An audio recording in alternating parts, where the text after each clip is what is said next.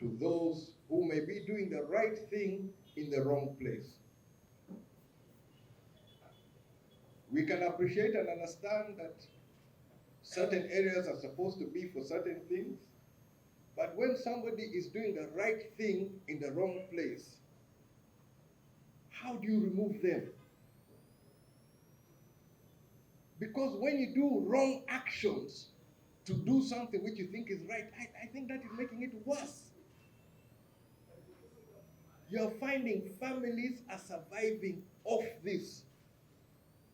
Ugandan children are being raised, school fees are being paid, lives are being saved.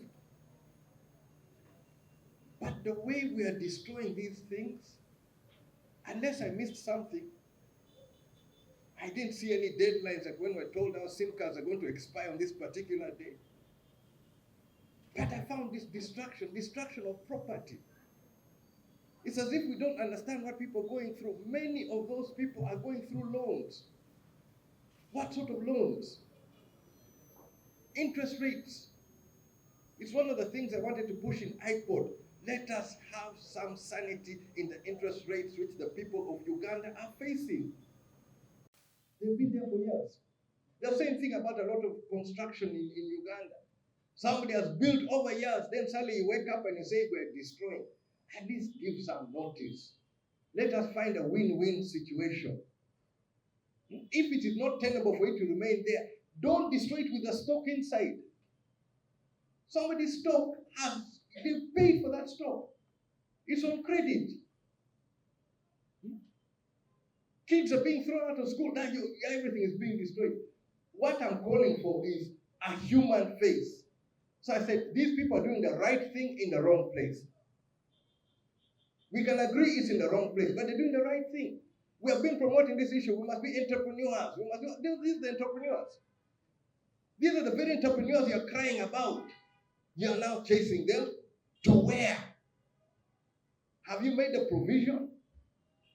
Have we done preparation? So UPC's handling of matters, UPC handles such matters with a manpower development policy that when you're arriving on this date, like 2030, 2031, you must have an idea of the sort of manpower which we need and what sort of skills that manpower will need.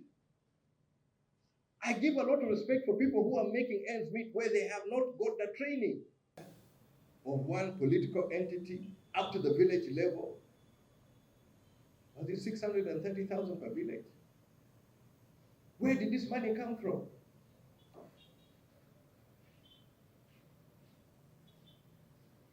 Not from the same taxpayers who you're now chasing from the side of the road. They're paying taxes. There are people who call themselves taxpayers, the biggest taxpayers. No, they're the biggest tax collectors. They collect on behalf of the government. The taxpayers are the end user, the wananchi, the people who use it, the people who are doing everything to survive. They pay those taxes. That money is now swindled, used to bribe Ugandans again for the same election results, which we're supposed to accept. I'm not ready to accept some of the nonsense which took place. And I'm ready to put on record. One of the reasons is they have condemned UPC, they've condemned Obote for years, for donkey years.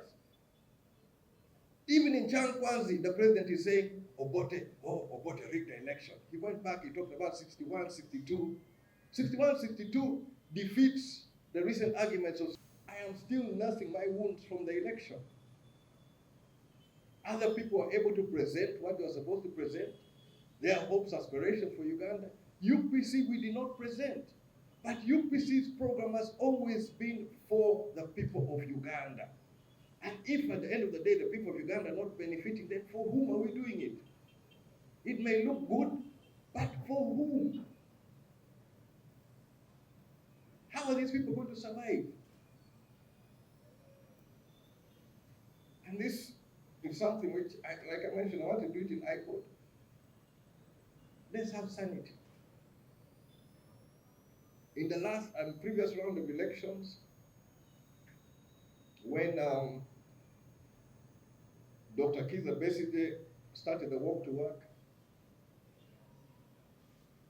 the reasons why he started that walk to work, I felt were relevant. because we had a situation whereby resources of the government of Uganda were expended at such a rate that the inflation went uncontrollable.